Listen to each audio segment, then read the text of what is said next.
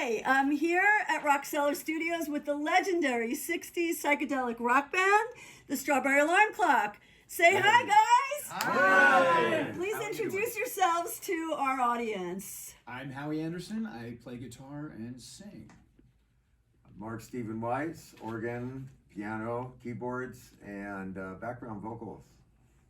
He actually sings lead. I'm Randy Seol. He has a couple songs he kicks ass on. And I sing lead and also play the drums and percussion and just vibes, yeah, the percussion. But it's I have a great time. That's all there is to it. These are the guys I went to high school. How fun is this, man?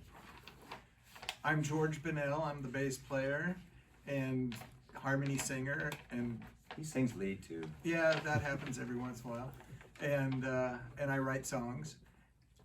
I'm Gene Gunnels, and I play the drums as well as percussion. Hi, I'm Steve Bartek. I play flute and guitar and rain stick. What is a rain stick? Oh, we'll have to point that out at some point. Very cool. Well, I'm so happy to have you here. And 5 of you are original members that have spanned this career of over 50 years. Is that correct? Yes. Incredible. It's such a thrill to have you here at Cellar. For those of our studio audience who don't know, would one of you just tell our audience a little bit about how the band got started? Real brief. I know it's hard because it's been a long career. Well, prior to the Strawberry Alarm Clock becoming an entity, we started out as, I joined a band in Glendale called the Sixpence. I answered an ad in a music store, went down, they hired me on the spot, and we were a English cover rock group. We didn't write any original songs or anything, and what happened was at some point we recorded what became Incense and Peppermints, and when we went to put the record out, there was another band out with a song with a name, the Sixpence, and that was the name of our band, the Sixpence. So Uni Records asked us, they said, you guys can't you're gonna have to come up with a new name. The Sixpence is not gonna work, too much confusion.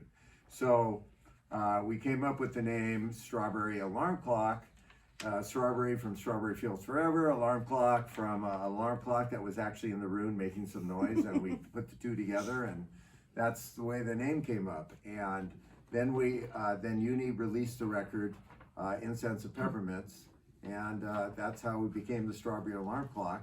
And at that point, we also were a combination of 2 bands, which came a little later. That's when George and Randy and Steve came into that point. Gene was the original drummer on Incense and Peppermints. And then Howie came later in the 80s. And what was your name, George? Or your band name? Our band was Waterford Train, and then it became Buffington Roads after the Alarm Clock, but it was the same band. Got it. But Gene left the Alarm Clock. He'll talk about that, Right, okay. Let him talk about that. There's a lot of history of comings and goings in this band, I'm sure, right? So as Strawberry Alarm Clock, when did you know you were gaining attention, and where did you play? I feel that the one time that we played, it was a concert, and it was just an outdoor concert in Santa Maria. And anyway, the Hells Angels were there, and it was a kind of a rowdy concert. But after that concert, I just felt that we were getting radio play. People were talking about us. It was just, to me, all of a sudden we were something instead of just another band out on the stage, and that's when I noticed it. But it just kept growing from there. Got it. And who was the personnel at that point? I was there. Yeah. Gene was the only one. He had left the band. Ed King was our lead guitar player, right. Lee Freeman, rhythm guitar and vocals, and Gene was Randy, and you. And myself. There was Gary, but we don't talk about him much. Yeah. And then Ed was also in another band that many people know. Yeah, Ed King ended up in Lynyrd Skynyrd. Yeah, and he also helped write Incense and Peppermints, and so we what a thing to write that song and then to do Sweet Home Alabama. Yeah, he co-wrote Luckily, Sweet Home Alabama. we didn't cash in too much with our managers doing our business, but he did when he got with Lynyrd Skynyrd because he knew better. Right. You know, we learned. Right. We hope we get a second hit because now we know. So, Gene, everybody's been mentioning about you being in and out of the band. Would you like to talk about that? Yeah, I was in the band. I started in '66 or '67, and there was Ed King and Gary LeVitro. There was Steve Mark, Robbie, Steve Robbie, who and, started SWR bass amps. yeah, and we were doing a lot of concerts in Santa Barbara, playing in pizza houses and stuff like that, and covering English songs because the English invasion had come. And then at a point we recorded some covers of English songs as well. And then at a point I kind of felt jaded a bit, and my girlfriend was encouraging me to stay home, so I quit. But I recorded Incense and Peppermints first, and with the band, and also covered, did Birdman of Alcatraz. Which is an original. Which that is a I two- wrote for the flip side of Incense and yeah. Peppermints. And he sang. That was the two songs I played on the first album, and then after I quit, Randy joined the band and played the rest of the songs on the first album. And then Randy left the band about 2 years later, and Ed asked me if I would rejoin the band, and I did. And I was in the band for the fourth album, the entire fourth album. Good Morning Starship. And Good ever morning, since, Starship. right? And ever since. And ever since. As Got it turns it. out. Yay! Well, He we're also happy. auditioned or was asked to be in Lynyrd Skynyrd. Okay. Yeah. And when I left the band, I was with a band called Hunger, and then I became the drummer for the Everly Brothers for a while. And then in 2007, I rejoined this whole group as the percussionist and second drummer. So Randy and I are considered original drummers. They are. He did They're both on Incense and Peppermints. by the way. Gotcha. yeah, and he singing. I was brought in to do the singing and stuff, Yeah. but before he had quit. And so then when he quit, and I well, I play drums, and so I just wheedle on in there. Well, Gotcha. also I might add that the people are saying, well, how can you have two drummers? Well, Right.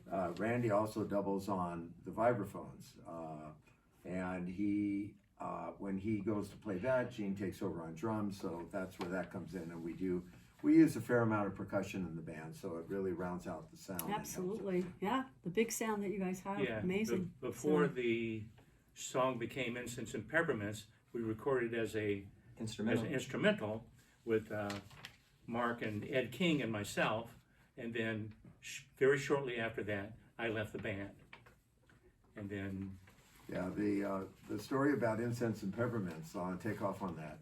I had this idea for a song, had no title. I called Ed up on the phone, he came over to my house.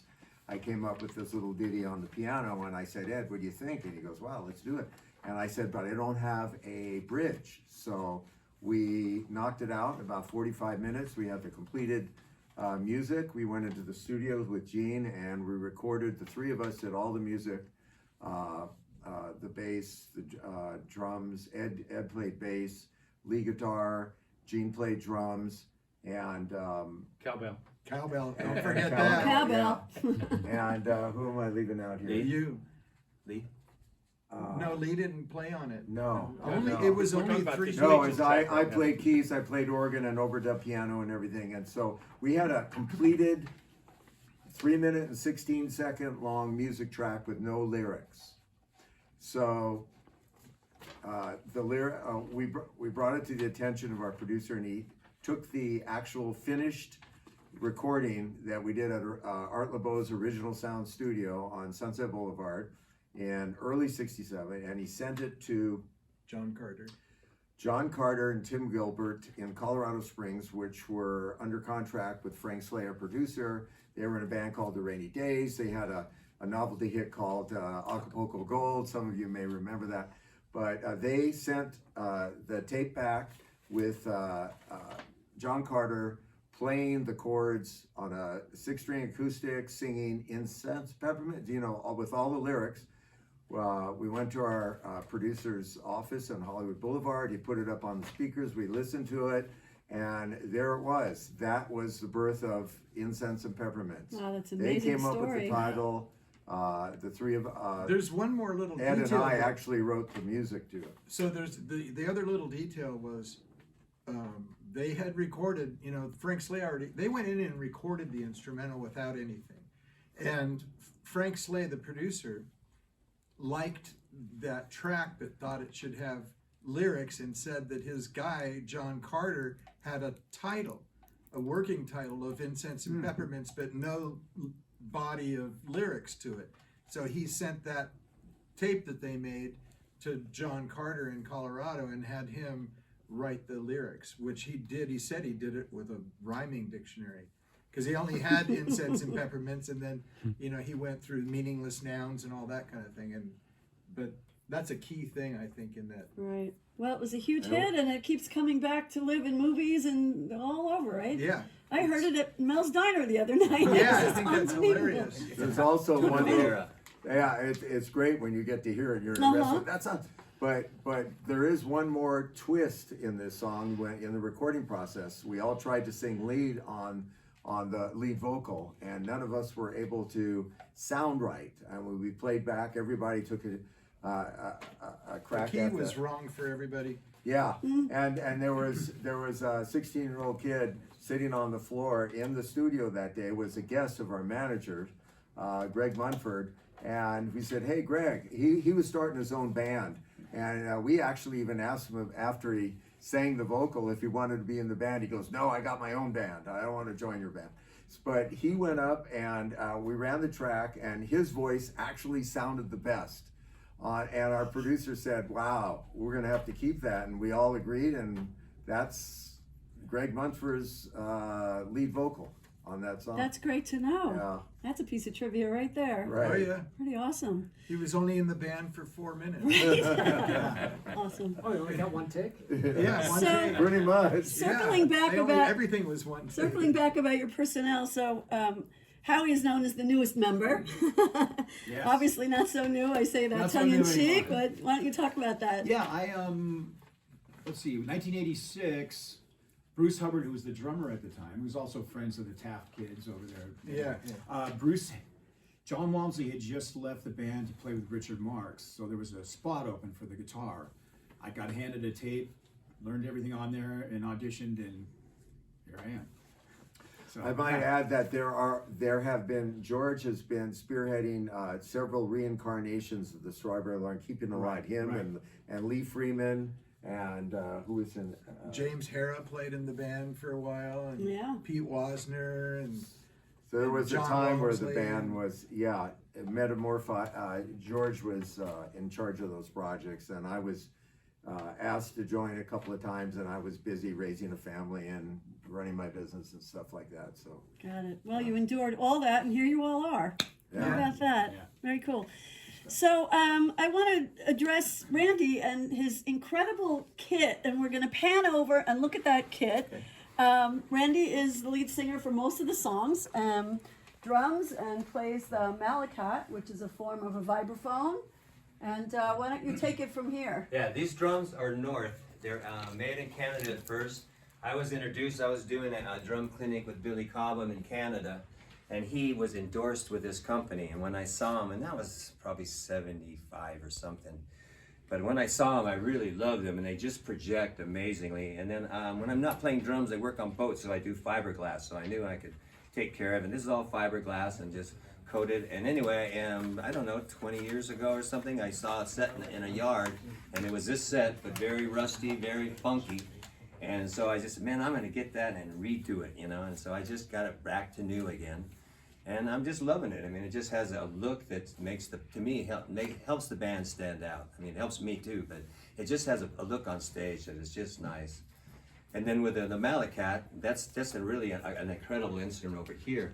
It's probably got 128 instruments, but I basically play vibes, marimbas, steel drums, but I do have horn sections, everything else on it. And before, the original vibes I had You know, they were acoustic with all the pipes and everything else, and the load up and the carry on, and then getting it to work with a rock and roll band. That's an acoustic jazz instrument. The band had to play it no volume at all, just so they could hear me on the acoustic. Now it's able to come up to the standard of rock and roll, and we're just having a blast with all this stuff. You know, that's all I can tell you. Well, that kit is definitely signature for Strawberry Alarm Clock. I've never seen it anywhere else, and it's pretty amazing. So, you guys spoke quite a bit about Incense and Peppermints. It just got me thinking that I'm curious about your songwriting process. Who are the writers in the band, and how does that work for you? Kind of all of it. Well, Steve and I started off as songwriting. We lived next door to each other, and so we As wrote, kids? As kids, and we just. It wasn't songwriting; it was making up songs, and so it was, and we just sat there across from each other, and just like we traded a line. I'd come up with a line, he'd come up with a line, And we a take out the chord, dictionary. and we'd take out dictionaries and encyclopedias and read them and learn things about mushrooms in the forest and stuff, which is what Rainy Day Mushroom Pillow came about from, which it was don't eat, you know. When you're in the forest and you're looking for food, if you're lost, be careful what mushrooms you eat, because there's poison mushrooms. And so it ended up becoming this thing where everybody said, "Oh, we know what you're singing about," and we were like, "Oh, good, let us know." Let us know. But, Yeah, there were definitely assumptions there. Huh? yeah. Oh, yeah. 12 or something at the time you're writing these songs. Yeah, we were little kids, but yeah. So we came into the band that way. Randy brought us in because we were in a different band with Randy, and so he told those, they said they were looking for songs because they were going to do an album now, Right. and because Incense and Peppermints was starting to pushing it. Yeah. Of course, that's what so, they do. So Randy goes, "I got two guys that they'll come. That They right. write songs all the time." So they said, "Bring them in." And so Steve and I went over to Mark's parents' house, and everybody lived with their parents, by the way.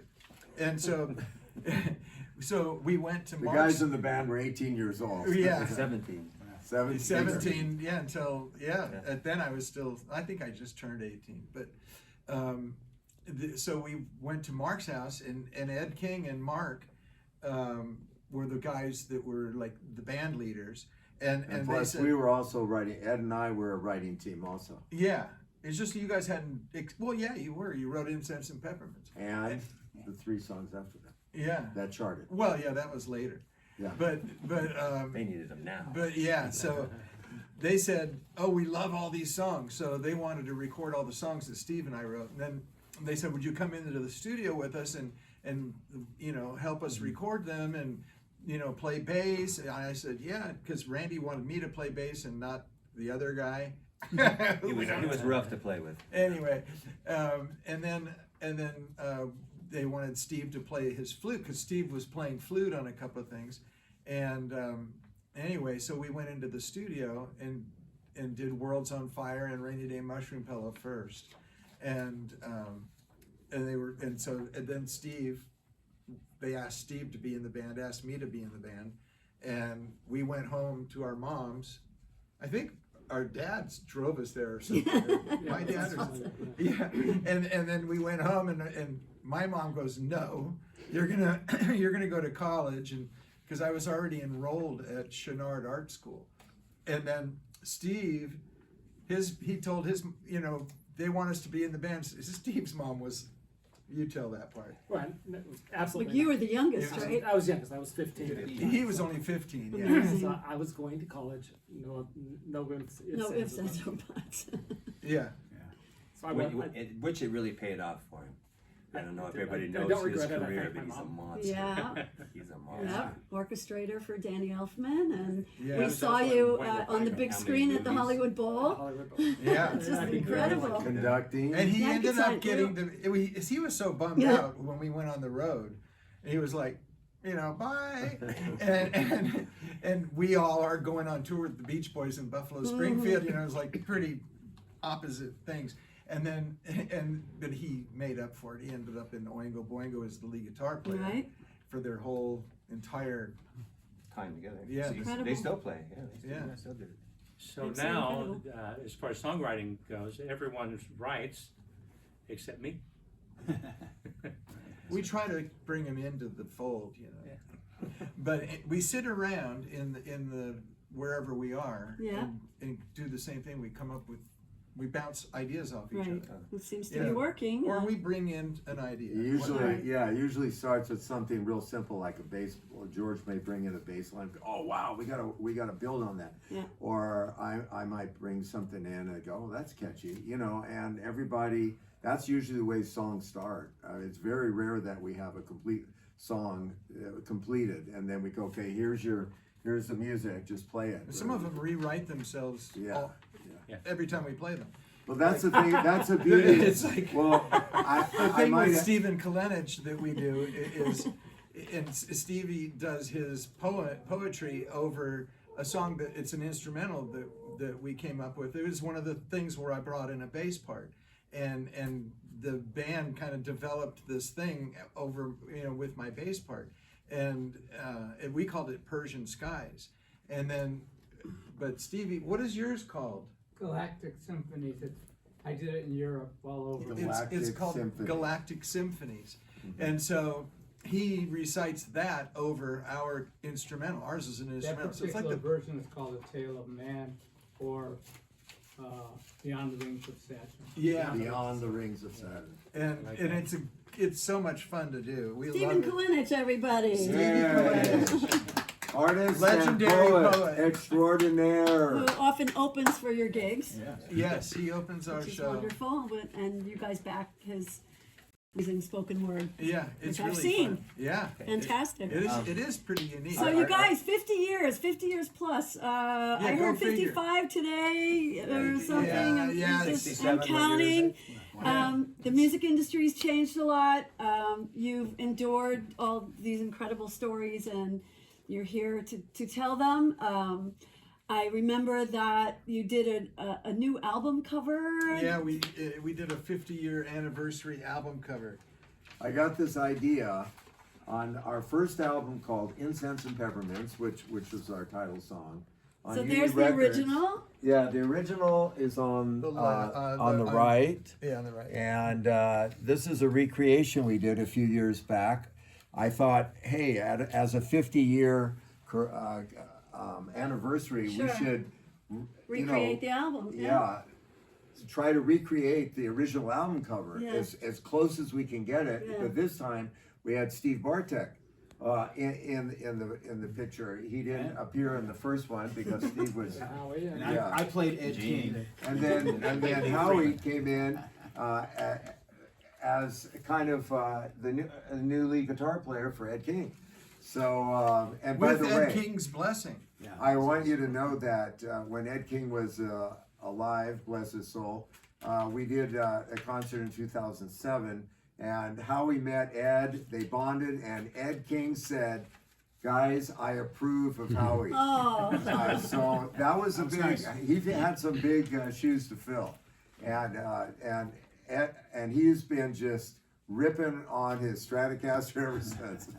Thank you, So we Mark. were talking about like 2006 or so, 6, 7 being sort of a pivotal time for Yeah, what you were it doing. started with 2006. Me and Randy came over to Steve's house, and the three of us wrote a song together.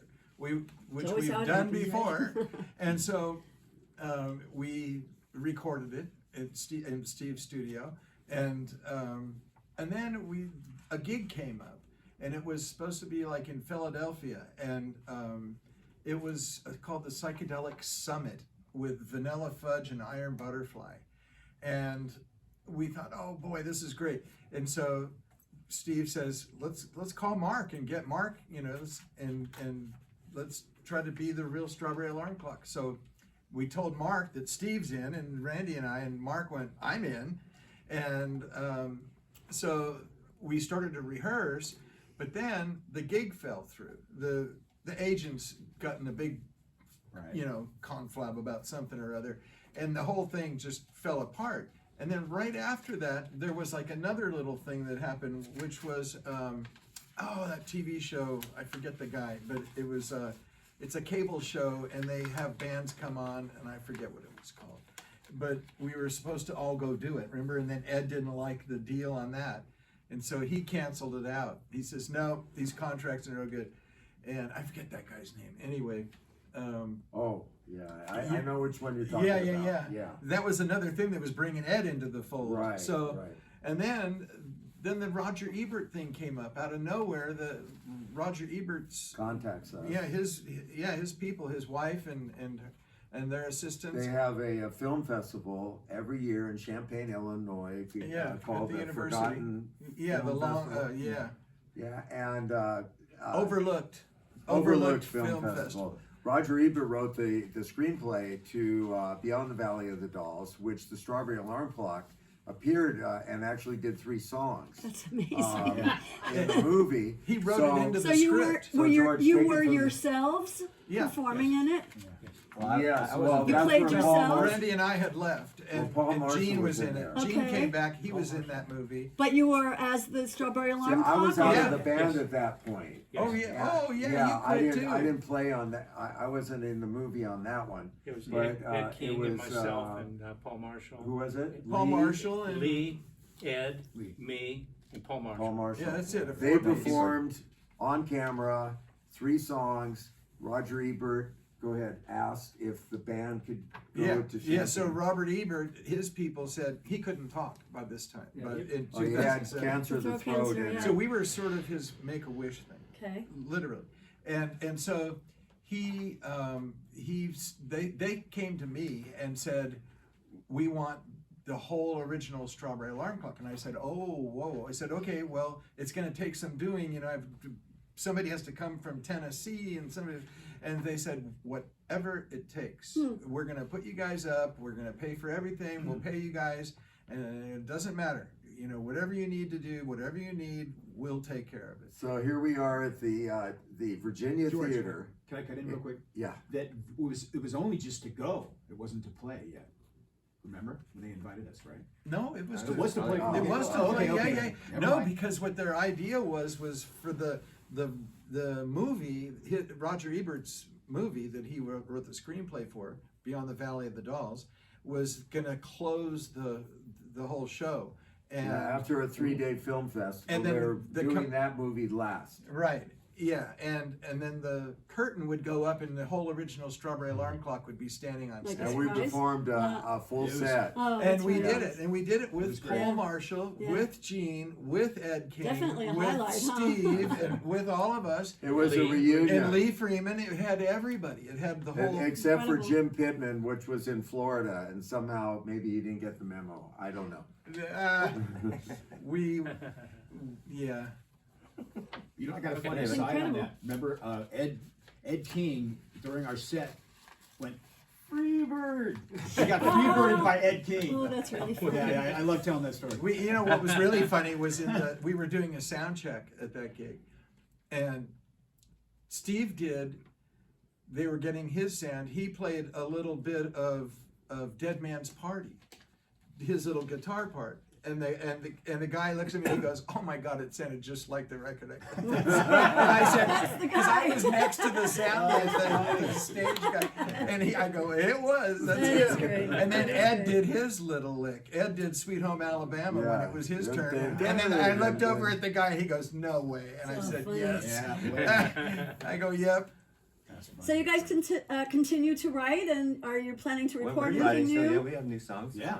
Yeah, we're going to Recording? record in this very room. Oh, this is Rock this Cellar Studios. coming yeah? Sunday. Oh, very good. So in the With works, Michael we'll have Stern, some and- things to look forward to. Yeah. And yeah. also, I know that you play the whiskey. I mean, before COVID, after COVID, during Yeah. COVID, it got moved a bunch of times. Yeah, and yeah. You don't play during COVID. So, yeah, it was like scheduled and then moved. Yeah. Well, the place closed Yeah, during everywhere. COVID. Yeah, I think So- we became Everything. a house band. But now it's kind of like a yearly thing. It's like With it some other was a bands. twice a year Yeah. bit, and now it's kind of gone down to being once a year. But that's only because of the COVID thing, and they're catching up. There's so many bands that want to play there. That Yeah, they we've don't- also done some other gigs like Starry Nights Festival. yeah. We did Where's two that? of those. Up in Santa Barbara. Okay. San Ynez, and then in We did Pappy Pioneer and Town. Harriet's. Oh Yeah. yeah, Pioneer out in the Town. desert. Pappy and Harriet's. Yeah, Those that are was great fun. places for you guys to play. Yeah, that was Good great. concerts. Yeah, very cool. All right, so we can't finish this interview without you talking about your shirts. Okay, so that goes back to this. These pictures. So these two pictures, the one from '67 and the one from 50, 50 years later, the clothes are made by the same lady. Her name is Kathy Scarms, and so we had. It was actually Randy had gone to a restaurant called the Loft. It was an Ethiopian restaurant. These two guys, they don't know who ate at the restaurant. And I thought it was Randy because he Yeah, said see, there Randy was a thinks it store was down- Mark. There was a store downstairs that looked very East Indian, like they had all this paisley material in the window, and it was Pillows and really cool. So somehow Because we were all out we with our found out that photographer. she designed these curtains for Ravi Shankar and George Harrison and the Monkees and things like that. So we went down there, we got fitted, and They I put think the our clothes- manager wanted us to wear these on stage, right? Well, first, this is in the store. Oh, Yeah, This that- album, the first album. Yeah, And Which we're is like, where? it's Downtown LA? Westwood. It's Oh, Westwood. on Westwood it was Boulevard. on Westwood Boulevard in Westwood, yeah. And we were basically like the window of the store is like back right over here. We were almost window dressing. Yeah. And all these things were, all these props, they were her store. they were just Yeah. there. And so, and all the clothes, all the jewelry, everything, we put it all on. And we had our photographer with us, Ed Caraff. And Ed, his assistant was Rodney Bingenheimer. And so they did the whole photo session with us. And they took the pictures up to Uni to, what's his name? Russ Regan? Russ Regan. Yeah. And Russ Regan went wild over these pictures. And most of the things that were being done were like black and white pictures, you know. But they said, oh, no, this is tremendous, these colors. And it went with Incense and Peppermints and the whole thing, and Strawberry Alarm Clock. The whole thing just went. And they said, oh, there's your album cover. We weren't even quite thinking straight that we were going to end up dressed like this from there on. And so, That's it. You got your uniforms. Yeah. It was too comfortable not to. But it was They're great. Pajamas, you know. They're Right? like they're so Oh, they're comfortable. great with the I- paisley patterns. Fast forwarding from that whole experience. Oh yeah, was- well, that's the Kathy Scarm story. right. Yeah, so let me finish that. So then this album cover where we matched what we were doing. Okay, so I looked up Kathy Scarms and Online. and I didn't even know her name. We lost track of her. We Let's- totally yeah. lost touch. And so years. Google was brand new. Okay. And so I thought, okay, let me try this. It was 2007, so it wasn't that brand new. But anyway, I Googled it, and first I put in Sat Peruche. That was the name of her shop that we were in. And all it came up with were the East Indian gods and stuff. It didn't come up with the store. And then I thought, oh yeah, it was called Designs Because of Sat Peruche. So I put that in. Bingo! And it had Kathy Scarms. I made the clothes for the Strawberry Alarm wow. Clock and Ravi Shankar and George Harrison and the Monkees.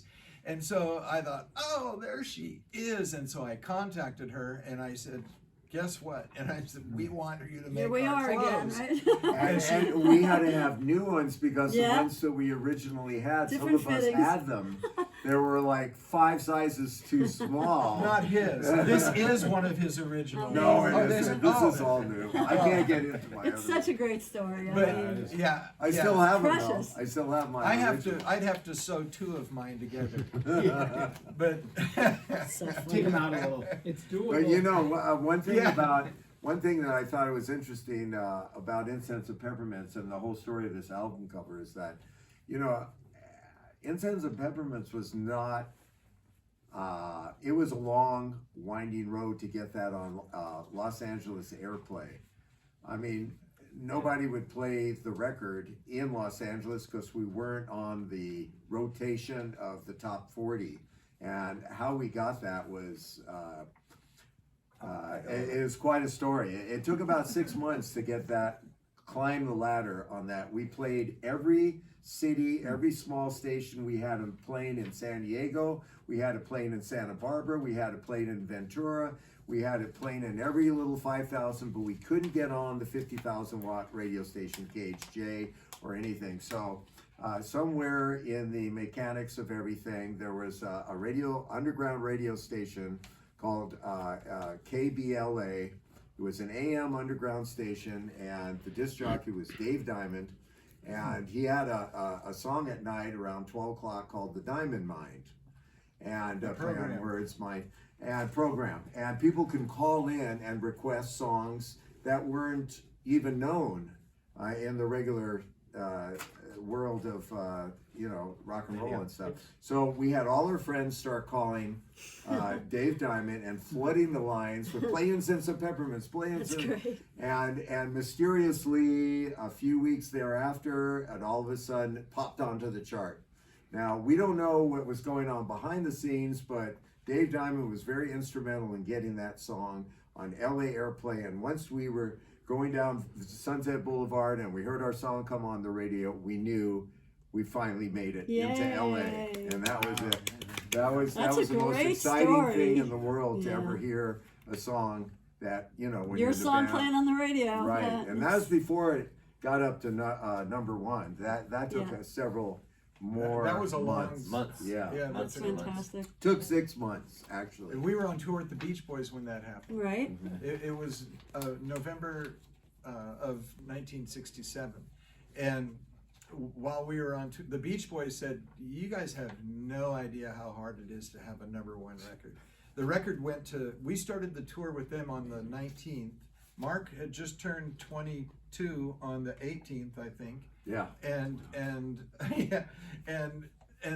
our record on November 22nd hit number one, and they said, you guys, this your first record number one. That's a very elusive spot, number one. You gotta know where to go from there. There's a lot of artists out there that had a number 2 and number 5, but that number one huge is songs that didn't get that elusive.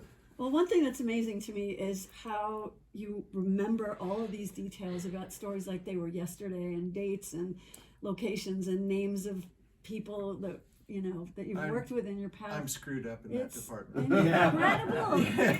My head's filled with junk. No, George probably. Yeah, he remembers. If you put ketchup on your hamburger in 1968.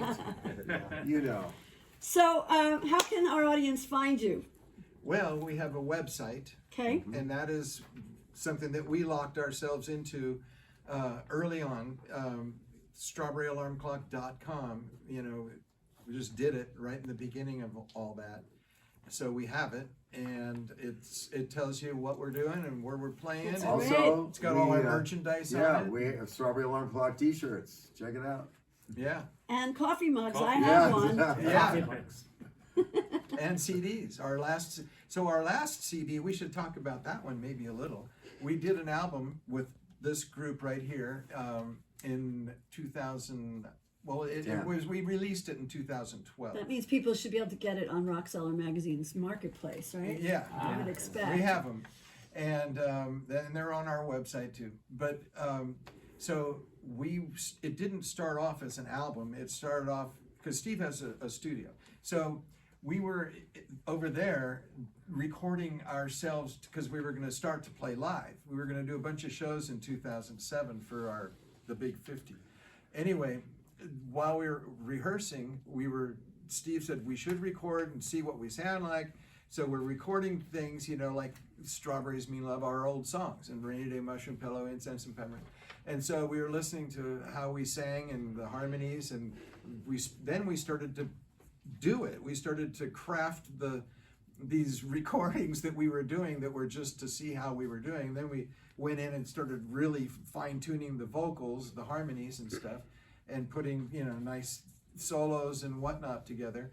And then a couple of things came up, like Sky Saxon passed away in 2010, I think, or 2009, and his wife, well, he was a friend of ours, and his wife said, you know, we're going to do a tribute album to Sky with Billy Corgan, and we would like you guys to pick a Sky Saxon song, Sky Saxon of the Seeds, and, you know, pick a song. And so we picked Mr. Farmer, and Mark sang it, and we recorded it. And so it was another thing that we had in the can. And then these other things kept popping up. You know, the World Citizen song was a theme from a short film about Jerry Davis, and who was the first world citizen. So we recorded that. So we made a whole album out of stuff that we didn't even think was going to be an album. And that album is out since when? 2012. Okay. What are we doing Friday? Friday, we're playing at the Back Whiskey at A the Whiskey. Go-Go. Yeah. This might not be out in time to know that, but Yeah. but that's why I was talking about the Whiskey being kind of an annual Yeah, thing right. that you guys do. So LA You know, people can watch I have for to that. give Steve Bartek credit over here. When the band got back together, we went to his house. He goes, guys, because we were talking about recording an album. He goes, let's see if we can do some of the older songs first and get through them without killing each other, and then we can talk about writing some other. And that's when the process started, and we We're still took it working on on that. very seriously. And with Steve as our fearless leader, he persevered, us getting back in there, learning the 4-part harmonies that we originally did Nice. in 67, 68, 69, and we recorded successfully, re-recorded some of our original songs. And then Howie started writing some songs, and I wrote some, and everybody just started gelling, and that's how this band actually picked up momentum. If it wasn't for Steve, That's it would have never wonderful. happened. Well, it sounds like that's in the process again. Yeah. In the process of all of this, which is really fun for me, we always did a jam before we played. Oh. We always just jammed. Warm-up And exercise. we recorded those jams. So then after we got all our stuff Those together were on great. Yeah. the old songs, then we started, we gotta have new songs. So we just took out all those jams Right. and started picking out parts from those Oh, that's jams very that were smart. just spontaneous. And Gotcha. develop Yeah. those into Cool. some new How songs. quickly I New forget. songs. That is All what right, we guys. did, Well, too. I want to thank you so much All for right. being Thank here. you. We should also mention Facebook and Instagram, right? yeah. Strawberry Alarm Clock. And you're welcome back anytime. We Thank just love having you here, and Thank you, we've got some Laurie. other articles that And thank feature you, you on Rock Rock Cellar Sellers. Magazine. Yes, Yeah. absolutely. Check it out if you So- guys aren't following Rock Cellar. Gotta do it. Sign up; it's free. And let me add, it's really nice when Lori gets behind you because she's done a lot for us, got us many gigs. Oh, thank you. She's, I mean, All right, we need you Lori, full time. I love you guys. We love you. Yay! Thanks again.